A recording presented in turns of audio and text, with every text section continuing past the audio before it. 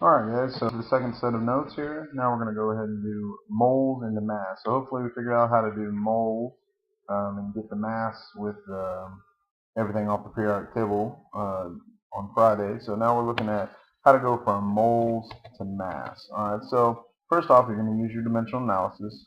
Hopefully you guys remember that. We've looked at that earlier on this year. And so if we're converting from moles to mass, first off you start with the number of moles that they give you. Alright.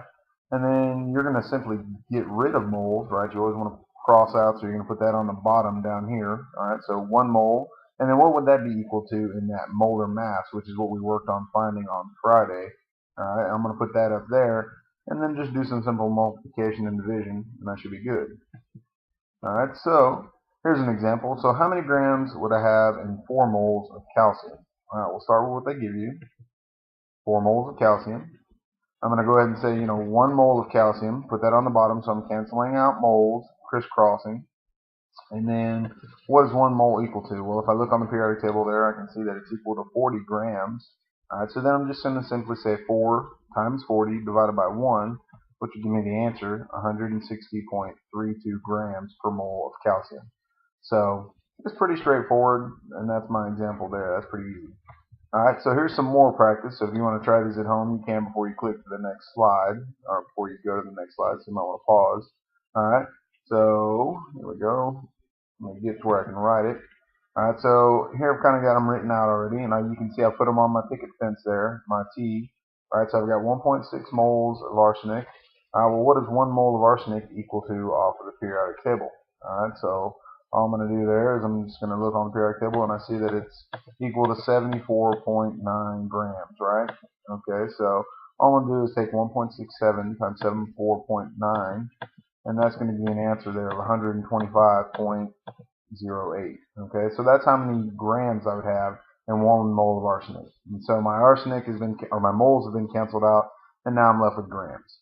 Okay, on the second one there, I've got 10 moles of potassium bromide.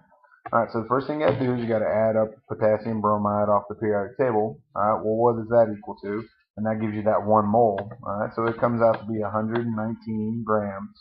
So then all you do is take 10 times 119 divided by 1. Alright, and that should equal 1190. Alright, so that's how many grams it would take to get to 1 mole of potassium bromide. Alright, same thing here with 4.5 moles of water. Okay.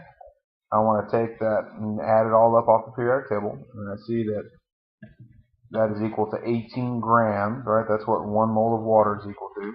Okay, so then when I multiply 4.5 times 18, that's going to give me my answer of 81 grams. All right, so that's pretty easy, pretty straightforward. So hopefully you guys can see that that's not too tough. And now, if we wanted to go to the next slide here, if we wanted to go the other way, let's say if we wanted to go from mass to moles.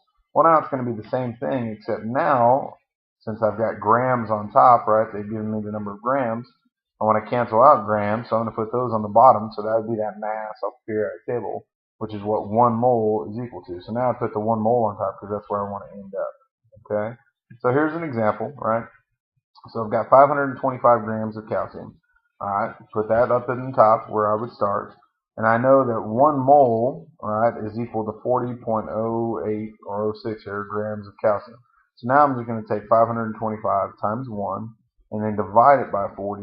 And now that's going to give me an answer of 13.1 moles of calcium. All right, so that many grams is equal to 13.1 moles, which is a lot of atoms when it comes down to that Avogadro's number. All right, so pretty straightforward. You're either going to multiply and divide, all right, and get rid of the grams, or you're going to multiply and divide and get rid of the moles. Either way, it's going to come out the same. All right.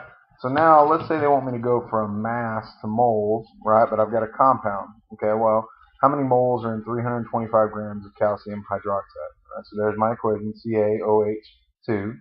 Well, first thing I need to do is I need to find the molar mass of the compound. So I'm going to look at how many moles I have of each one, right? So here I've got 1 mole of calcium, right? So that's 40. I've got 2 moles of oxygen because the 2 transfers through. That's 32, right?